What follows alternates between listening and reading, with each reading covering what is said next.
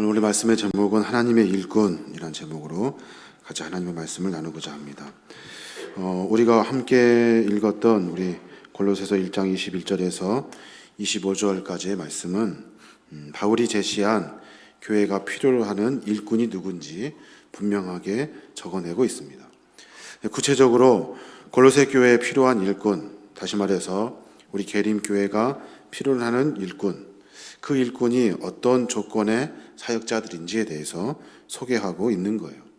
우리 여신도 헌신 예배를 맞이해서 저는 여기 함께 모여서 예배드리는 이 믿음의 공동체 식구들 모두가 다 하나님의 거룩한 일꾼이 되기를 바랍니다. 거룩한 일꾼이 되어서 하나님이 원하시는, 하나님이 뜻하시는 것, 하나님이 계획하신 일들을 우리가 이 땅 가운데 이루어내야 하는 거예요. 그 첫 번째 조건이 뭐냐면 22절의 말씀입니다. 너희를 거룩하고 흠없고 책망할 것이 없는 자. 거룩하고 흠이 없고 책망할 것이 없는 자. 이런 자를 하나님이 불러 선택하시기를 원하시는 거예요. 이런 사역자가 어떤 사람입니까? 그가 어떤 사람이냐면 세상에서 뭐가 대단하고 그런 것이 아니라 어떻게 하면 거룩해질 수 있습니까? 어떻게 하면 흠이 없을 수가 있어요? 어떻게 하면 책망할 것이 없을 수 있을까요? 인간적인 방법으로는 불가능합니다. 도저히 불가능해요. 누구 하나 흠 없는 사람이 없고 다 흠이 있고 책망받을 것이 없는 사람이 없어요. 다 있어요. 그런데 분명한 것은 복음으로 말미암아 예수 그리스도의 십자가의 사랑을 깨달으면 내 모든 죄와 허물을 덮어주신 하나님의 은혜를 알면 그러면 내 삶의 모습이 거룩해지는 거예요. 하나님이 나의 죄를 주님의 십자가의 보혈로 씻어주시기 때문에 그런 거예요. 다시 말해서 복음의 확신을 가진 자가 거룩할 수 있고 흠이 없을 수 있고 책망할 것이 없는 거예요. 이 정확한 본질을 알지 못하면 우리는 매번 세상의 방법과 하나님의 방법을 헷갈리게 되는 겁니다. 23절에 뭐라고 합니까? 만일 너희가 믿음에 거하고 터 위에 굳게 서서 너희들은 들은 바 복음의 소망에서 흔들리지 아니하면 그리 하리라.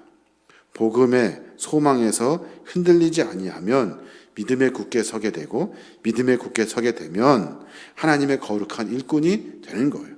그 일꾼은 거룩하고 흠이 없고 책망할 것이 없는 사람이 되는 거예요. 복음을 받았어요. 복음을 들었고 그리고 믿음을 얻었어요.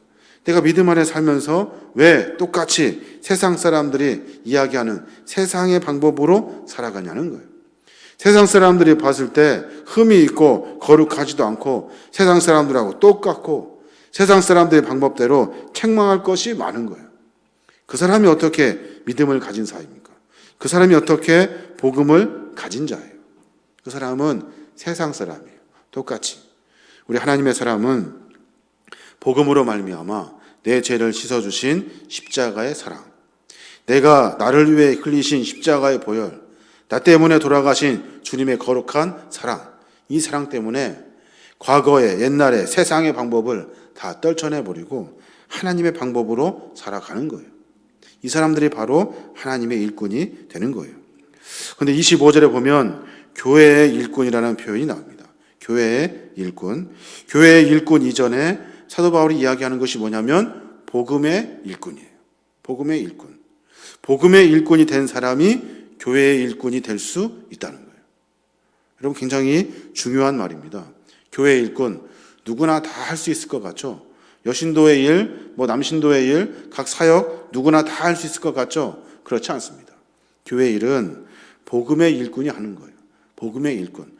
복음으로 말미암아 예수 그리스도와 나와 어떤 관계인지 아는 사람, 내가 얼마큼 죄를 지었고 내 죄를 사하시기 위해 주님이 어떤 일을 하셨는지 아는 사람, 그 복음의 일꾼들이 교회의 일꾼을 할 수 있는 거예요. 오늘 여신도 우리 계림교회 일꾼들 많이 있습니다. 정말 중요하고 정말로 소중하게 하나님 우리 각자를 세워 주셨어요. 우리의 삶의 모습을 점검해야 됩니다. 우리가 정말 거룩하고 흠이 없고 책망할 것이 없는지. 세상적으로 보면 수도 없이 많을 거예요. 근데 우리는 복음 안에 새로워진 사람들이에요. 예수 그리스도의 사랑으로 내 죄가 씻음받음을 믿는 사람이에요. 세상의 방법으로 이제 다시는 살지 않겠다고 각오하고 결단한 사람들이에요. 그러니까 우리는 복음의 일꾼임에 동시에 교회의 일꾼이 될 수 있는 겁니다. 23절에 보면 너희 들은 바 복음의 소망에서 흔들리지 아니하려면 그리하리라. 복음의 소망에서 흔들리지 아니하려면 분명히 나에게 허락해 주신 하나님의 은혜와 십자가의 거룩한 복음을 알고 깨달은 복음의 일꾼이 되어야 하는 겁니다. 사랑하는 여러분, 우리가 믿음의 삶 가운데 여신도도 그렇고 많은 일들이 있어요. 복음의 일꾼이 되어야만이, 그래야만이 교회의 일꾼이 될 수 있어요. 교회의 일꾼의 본질은 그리스도의 복음을 전하는 일이기 때문에 그 교회의 일꾼들은 우리의 일들을 통해서 하나님 나라가 전파될 수 있도록 다른 사람들에게 복음을 전해어 주는 거예요. 근데 생각해 보십시오. 우리가 왜 교회의 일꾼 노릇을 제대로 하지 못하는지, 왜 우리는 매번 그 복음의 일꾼이라고 하면서 교회의 일꾼이라고 하면서 매번 하나님이 원하시는 복음 전파에 대한 힘이 약한지 한번 우리가 점검해 볼 필요가 있는 거예요. 어떻게 보면 여전히 우리는 세상의 방법으로 살아가는 사람들인 것 같아요. 여전히 우리는 연약함에도 불구하고 하나님이 나를 불러주신 분명한 사명과 소명의 목적이 없이 그저 순서가 되어서 때가 되어서 일꾼이 된 것처럼 그렇게 이해하고 있는 거예요. 그렇지 않습니다. 여러분, 분명히 우리를 선택하신 하나님, 우리에게 거룩한 사명을 맡겨주신 하나님, 우리가 복음의 일꾼으로 서고 있을 때 그때 우리를 통해서 교회의 일꾼으로 만들어 주시는 거예요. 교회의 일꾼은 뭐 하는 사람입니까? 교회의 일꾼은 하나님의 뜻을 이루고자 하는 사람들이에요. 하나님의 뜻이 무엇일까를 고민하는 것. 그래서 25절에 그렇게 말해요. 내가 교회의 일꾼 된 것은 하나님이 너희를 위하여 내게 주신 직분을 따라 하나님의 말씀을 이루려 함이니라. 교회의 일꾼이 된 이유는 하나님이 우리를 통해서, 하나님이 우리에게 주신 직분을 통해서, 하나님이 우리에게 주신 여러 일들을 통해서 하나님의 말씀을 이루려고 하신 거래요. 분명히 우리가 하나님의 부르심을 받고 하나님의 소명과 사명 앞에 선다 한다면 하나님의 뜻이 무엇인지 늘 분별할 수 있어야 되고 고민할 수 있어야 하는 거예요. 바울은 그런 의지를 가지고 하나님의 교회의 일꾼으로 사역하였다라고 고백하고 있는 거예요. 자신은 내 삶의 모습을 뒤돌아보고 나를 선택하신 하나님, 나를 불러주신 하나님, 나를 위해 십자가에 돌아가신 그의 사랑을 깨닫고 나는 복음의 일꾼, 교회의 일꾼으로 하나님의 말씀의 뜻을 위해서 전심을 다하여 살았다라고 이야기하고 있는 겁니다. 진정한 교회의 일꾼은 하나님의 뜻이 1번인 거예요. 진정한 교회의 일꾼은 하나님의 말씀이 먼저인 거예요. 진정한 일꾼은 하나님이 무엇을 원하시는지를 고민하며 살아가는 사람들이 진정한 일꾼이 되는 거예요. 사랑하는 여러분, 일꾼은 아무나 되어서는 안 됩니다. 특별히 교회의 일꾼, 복음의 일꾼, 하나님의 일꾼은 아무나 하는 것이 아니에요. 그런데 이 아무나의 단어 속에 세상의 방법과 뜻이 들어있어요. 하나님은 우리가 봤을 때 아무나인 것 같은데 하나님은 그를 선택하셔서 일하시는 것을 우리가 엿볼 수가 있어요. 그래서 성경은 분명히 말합니다. 연약한 자, 미련한 자, 우둔하지만 부족하지만 하나님 앞에 서는 자들을 통해서 하나님 나라가 만들어지는 거예요. 내게 주신 직분, 여러 가지 사명들 있습니다. 그것이 여러 가지 일들이 많은 것 같지만 사실은 우리가 생각할 수 있는 한계가 있어요. 우리를 통해서 하나님의 뜻은 딱 그만큼 이루려고 하시는 거예요. 내가 뭐 실력이 있어서 뭐가 되는 것이 아니라 내가 실력이 있어서 1부터 10까지 이루어내는 것이 아니에요. 작아요. 보잘것없어요. 하나밖에 할 수 없는 내 실력이에요. 근데 하나님은 그걸 선택하셔요. 선택하셔서 하나 더하기 하나, 하나 더하기 하나. 우리 믿음의 공동체 한 사람 한 사람을 통해서 하나님 나라를 만들어 가시는 거예요. 그래서 인간의 방법, 인간의 셈법으로는 하나님의 그 방법과 뜻을 이해할 수가 없어요. 묵묵히 하나님 나를 부르시는 줄 알고 묵묵히 나를 선택하신 하나님 앞에 내가 순복하며 나아가는 것, 이것이 바로 우리가 해야 될 일인 거예요. 사랑하는 여러분, 주님이 죽음 앞에서 이렇게 기도하셨어요. 내 뜻대로 마옵시고 아버지의 원대로 하옵소서. 그 예수 그리스도도 마찬가지로 하나님이시거든요. 그런데 하나님이심에도 불구하고 인간으로 오신 그분께서 내 뜻대로 마시옵고 아버지의 원대로 하옵소서. 저는 이 기도가 이해가 안 돼요. 이 기도가. 왜 신이시면서 인간이신 그분이, 무엇이든지 너끈히 감당하실 수 있는 그분이 왜 아버지의 뜻대로 아버지의 원대로 하라고 기도하시는 걸까요? 일꾼은 분명한 자기의 영원한 사표를 던질 수 있어야 하는 거예요. 이거는 예수 그리스도께서 내가 이제 완전히 나 자신을 죽여버린다는 사표를 던지신 거예요. 나는 이제 인간으로 내가 죽을 수밖에 없는 내 사명을 하나님의 뜻대로 이루겠습니다.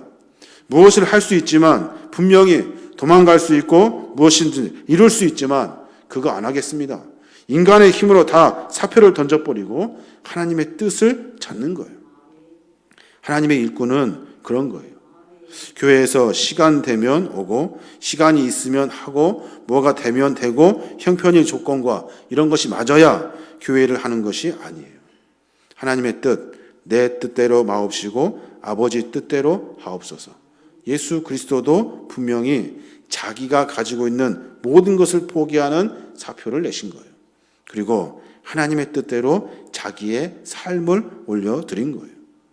작지만 보잘것없지만 그런 사람들을 통해서 하나님의 일을 만들어 가시는 거예요. 여신도 헌신 예배를 우리가 함께 예배하고 있습니다. 하나님의 뜻. 무엇이 하나님의 뜻일까요? 각자 하나님의 뜻의 그 이해 정도는 다 달라요. 어떤 정확한 답의 정도가 없습니다. 각자 내가 생각하는 하나님의 뜻을 순종하는 마음으로 이루어 가는 거예요. 그 이루어지는 여러 사람들의 일꾼의 몸부림을 통해서 하나님 나라가 만들어 가는 거예요. 똑같은 하나님의 일을 놓고도 어떤 사람은 이만큼을 이해를 하는 거예요. 똑같은 일을 놓고도 하나님의 일이라고 생각하는 사람이 있는가 하면 그것이 하나님의 일과는 관련이 없다고 생각하는 사람이 있어요. 그럼에도 불구하고 하나님은 거기에 순복하며 나아가는 사람들을 통해서 하나님 나라를 만들어 가시는 거예요. 엄밀히 말하면 해도 그만 안 해도 그만이에요. 하나님의 일은 그래요. 그런데 하나님은 해도 그만 안 해도 그만 이 사람들 중에 내가 해보겠습니다라는 사람을 통해서 일을 만들어 가는 거예요. 고난의 의미에는 그런 자기의 일꾼의 사명들이 들어져 있는 거예요. 바울이 뭐라고 이야기합니까? 그래서 24절에 나는 이제 너희를 위하여 받는 괴로움을 기뻐하고 그리스도의 남은 고난을 그의 몸된 교회를 위하여 내 육체에 채우노라. 이 말씀을 잘 한번 묵상해 보십시오. 나는 이제, 그냥 사도 바울 자기 자신은 너희를 위하여 받는 괴로움을 기뻐한대요. 너희들 때문에 내가 괴로움을 받는 거예요. 너희들을 살리려고, 너희에게 복음을 전하려고 내가 죽음의 위기에 더 처하게 된 거예요. 이 괴로움을 기쁘게 생각한대요. 다른 사람을 살리는 일에 내가 죽어가는데, 내가 당장 목숨이 위태로운데 그 일을 기뻐한대요. 왜냐하면 그 일은 그리스도의 남은 고난이기 때문에 그렇대요. 그리스도께서 십자가에 달려 돌아가시고 하늘로 승천하신 다음에 우리에게 명령하셨거든요. 땅끝까지 복음을 증거하라고. 땅끝까지 복음을 증거하려 하려고 보니까 예수님처럼 고난을 받아야 하는 거예요. 예수님이 받으셨던 고난을 후대 사람들이 받아야만이 복음이 전파될 수 있는 거예요. 그러니까 복음을 위해서 내가 괴로움을 감당하면서 내가 예수 그리스도의 남은 고난에 참여함으로 말미암아 나에게는 예수님과 동참하고 예수님의 제자가 되고 예수님의 사람이 되었다는 그 기쁨, 그것으로 충분하다는 거예요. 여러분 이해가 되십니까? 교회 사명은 그렇게 감당하는 거예요. 어렵고 힘들지만 괴로운 일이지만 그 작은 일들을 통해서 하나님이 복음이 전해진다 한다면 그것이 나에게는 손해가 되고 괴로움이 되고 고통스럽지만 다른 일을 살리는 일을 한다면 그것이 기쁨이 되어야 하는 거예요. 이 기쁨을 맛보는 사람이 하나님의 일꾼이 되는 겁니다. 그리고 또 그의 몸된 교회를 위해서, 그의 몸된 교회를 위해서. 여기서 말하는 교회는 어느 한 공동체를 말하지 않습니다. 공동체 안에 들어있는 믿음의 성도 한 사람 한 사람을 상징하고 있어요. 이 그의 몸된 교회 한 사람 한 사람의 성도들을 위해서 내 육체에 그 고통을 채워 넣는데요. 그들을 위해서, 그들을 위해서. 바울은 이 고난의 의미를 정확하게 꿰뚫어 본 사람입니다. 예수 믿는다는 것, 그리스도인으로 산다는 것은 어렵고 힘든 일입니다. 그런데도 분명하고 하나님은 우리를 불러주셨어요. 할 수 있을 것 같으니까 부르신 것 같아요. 그런데 할 수 있을 것 같습니까? 할 수 있을 것 같지가 않아요. 제가 생각하기에 뭐 하는 것들이 부족해요. 어려워요. 힘들어요. 다 같은 생각일 거예요. 그 일은 누군가 해야 되는 일이에요. 나 아니고 다른 사람. 누군가 해야 될 일이라면 나 아니고 다른 사람이 했으면 좋겠는 일들이에요. 그런데 그 생각을 뛰어넘어서 그 일이 주님의 일이라 한다면 그것이 나의 기쁨이 될 만큼 신앙이 성숙되어야 하는 거예요. 그래서 교회 일은 나의 자신을 희생하는 일이고, 교회 일은 내 자신을 다 내려놓는 일이고, 교회 일은 다른 사람이 아니라 하나님의 기쁨, 하나님을 의식하며 살아가는 일이기 때문에 그렇습니다. 그래서 그리스도의 남은 고난을 내 육체에 채운다는 바울의 고백, 이 고백을 우리가 분명히 알아야 하는 겁니다. 오늘 여신도 헌신 예배를 드리고 있습니다. 굉장히 무겁게 말씀드려서 죄송한데 그리스도의 남은 고난에 참여할 줄 아는 저와 여러분이 되었으면 좋겠습니다. 비록 어떻게 얼마큼 연수가 남았는지는 모르지만 그 기간 가운데 우리가 하나님을 위해서, 주님을 위해서 그 고난을 감당할 수 있으면, 그 고난을 감당함으로 말미암아 하나님의 나라가 확장된다면 그것을 기쁨으로 삼을 수 있는 성숙한 그리스도인이 되어야 할 줄로 믿습니다. 찬송가에 보면은 그런 가사들이 있죠. 나는 널 위하여 내 몸을 주었으나 너는 날 위하여 무엇을 주느냐. 나는 너를 위해서 모든 것, 피와 눈물을 다 쏟아 주었건만 너는 나를 위하여 무엇을 주느냐. 이 찬송을 가만히 읽어보면 정말로 누가 지은지 모르지만 마음을 참 아프게 하는 그런 찬송가예요. 예수님의 사랑을 깊이 깨달을 수 있는 찬송이고, 예수 그리스도가 어떤 분인지 알게 하는 거고, 그리고 내가 지금 현재 가만히 책상에 앉아 이 찬송가의 글을 읽고 있는 내 자신을 다시 또 뒤돌아보게 하는 거예요. 신앙의 삶은 그런 겁니다. 매번 자기 자신을 뒤돌아보지 않으면 하나님이 원하시는 삶을 살 수가 없어요. 가만히 내버려두면 인간은 자기 욕심으로 살기 때문에 그렇습니다. 저와 여러분이 하나님의 일꾼이 되시길 바랍니다. 저와 여러분이 복음의 일꾼을 뛰어넘어 교회의 일꾼이 되시길 바랍니다. 교회의 일꾼으로 말미암아 부족하잖아요. 다 부족해요.